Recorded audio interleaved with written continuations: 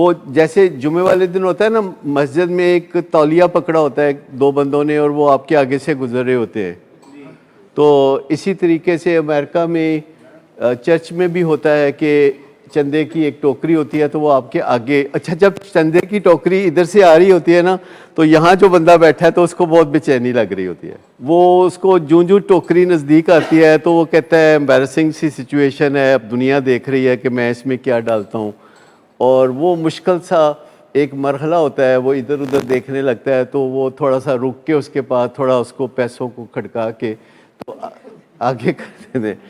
इसको कहते हैं पासिंग द बक। तो जो फैमिली में बाप दादा नहीं कर सकते तो बाज़ औक़ात फिर उसका बोझ हम छोटे छोटे मासूम बच्चों पे डाल देते हैं और उन बच्चों को किसी न किसी तरह प्रेस करते रहते हैं और उनको बताते रहते हैं बाकायदा कि तुम्हें ये करना है।